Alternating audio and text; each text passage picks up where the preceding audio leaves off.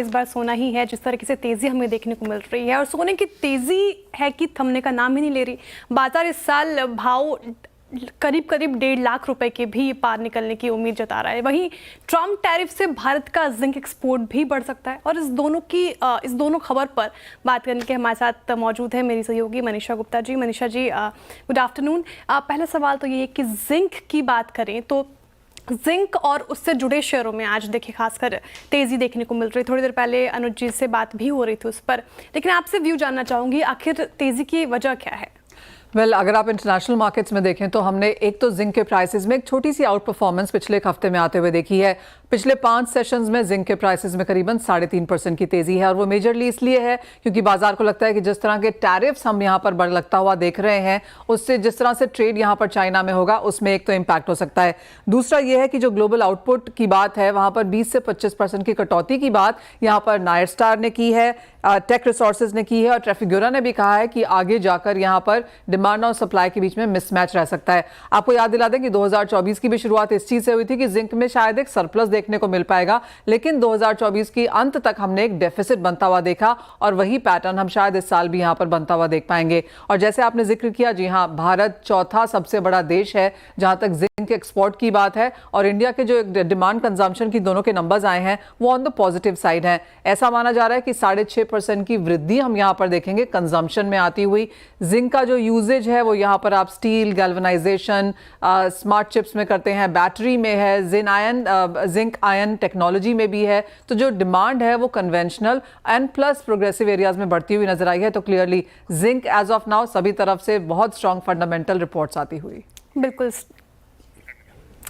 Strong fundamental reports आ रही है zinc पर। लेकिन मनीषा जी, एक सवाल मेरा भी है और मैं काफ़ी आपको देख रही थी जब आप शो कर रही होती हैं। एक तबका ऐसा है जो सोने को 56,000 तक के भाव तक देखता है और एक तबका ऐसा है जो 1.5 लाख के ऊपर के टारगेट्स दे रहे हैं। आप कहाँ स्टैंड कर रही हैं इस बीच में? आपका क्या आउटलुक है गोल्ड को लेकर? वेल एब्सोल्युटली, गोल्ड एक हेडलाइन के तौर पर पूरा जब से ये 2025 शुरू हुआ है हमने 20 बार इसको ऑल टाइम हाइज बनते हुए देखे हैं और वो आपकी स्क्रीन पे आएगा कि किस तरह से और बैंक्स एंड ब्रोकरेजेस लगातार अपनी जो आउटलुक है वो यहाँ पर बढ़ाते हुए नजर आए हैं। जब ये साल शुरू हुआ तो लोगों ने कहा 3,000 तक जाएगा, अब हम 3,200 पर हैं तो टारगेट्स यहाँ पर बढ़ा दिए गए हैं। 3,300, 3,700 आप देख सकते हैं।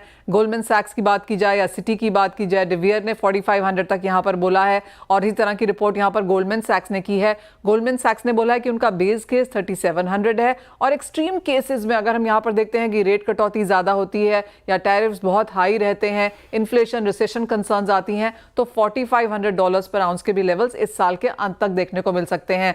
एज ऑफ नाउ जैसे आपने कहा वो 30-40% की करेक्शन गोल्ड में इस साल में वैसा कोई फैक्टर इन नहीं कर रहा है। जी हाँ, जिस तरह का वन वे लिनियर ग्रोथ यहाँ पर देखने को मिली है, कुछ मुनाफा वसूली सोने में ज़रूर आएगी, लेकिन जब तक इन्फ्लेशन कंसर्न्स है, टैरिफ है, साथ ही साथ जियोपॉलिटिकल टेंशंस यहाँ पर मार्केट में हैं, तो ये सारी चीज़ें इंश्योर करेंगी कि सोने में कोई बहुत बड़ी करेक्शन ना देखने को मिले। ज़्यादातर मार्केट यही मानता है कि नीचे में 85,000, ऊपर में 95,000 टू 1 लाख रुपीज़ का हायर लेवल्स, इस रेंज के बीच में सोना इस साल में अब कारोबार कर सकता है। ओके, अच्छा, थैंक यू मनीषा जी। 56,000 का सुन के ना मुझे वो मीम याद आ गया, कौन है ये लोग, कहाँ से आते हैं। मैं ना एक बात बोलूँ, 56,000 की भी बात कर रहे हैं, अगर सोना 56,000 आ जाए ना, मैं ये फील्ड छोड़ दूँ। मैं लिटरली बोल रहा हूँ, मैं मतलब ये देखिए इक्विटी में फिर भी मैं एक बार कह सकता हूँ कि कभी भी 30-40% की करेक्शन आ सकती है।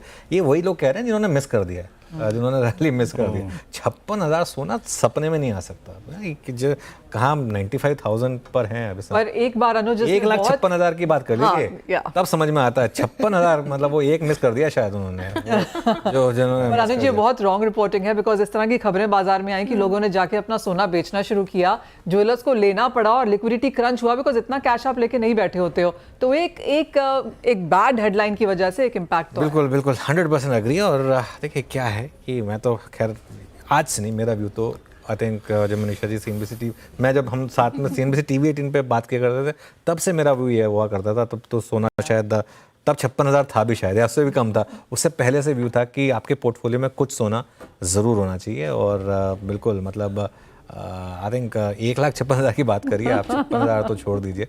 और एक रियल एसेट है और at the end of the day बाकी फिर भी होता है, फाइनेंशियल एसेट्स होते हैं। वीरू मतलब किसी ने मिस मैं कर दिया वही लगता सोच है रहा था, अगर 56,000 पे आ जाए ना, तो जिन लोगों का बहुत दिन तक शादी का प्रोग्राम नहीं है वो तो कर ही लेंगे शादी, पक्की बात कर रहा हूँ, है ना। जिनका बहुत दूर तक प्रोग्राम नहीं है वो कर लेंगे दूल्हा। 56 पे शादी हो जाए वो सही है ना।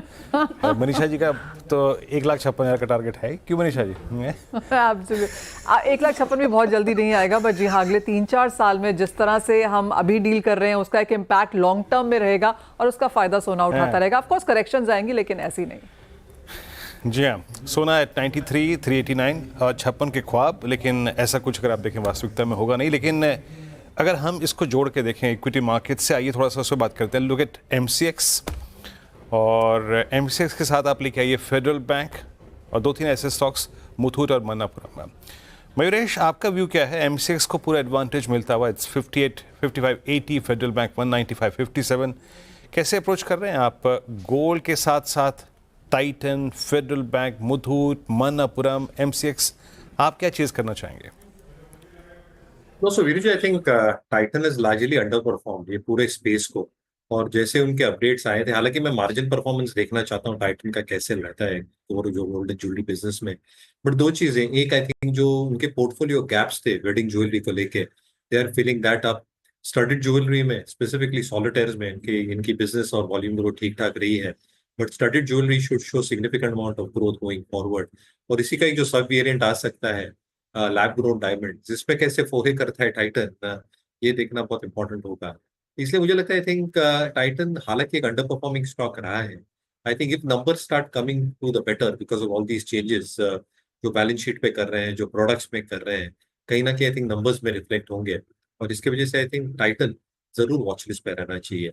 With in banks I think जो सर्कुलर निकला है विरुजी, specifically guidelines specifically for gold financing companies, obviously थोड़ा देखना चाहता हूँ इसका इम्पैक्ट कैसे आता है। इमीडिएट शॉर्ट टर्म इम्पैक्ट थोड़ा नेगेटिव पड़ सकता है, क्योंकि मुथूट की एक लार्ज शेयर होल्डिंग है as far as gold AUM is concern, more than 95% Manappuram थोड़ा बैलेंस्ड ऑफ है 50% एट दिस जंक्चर।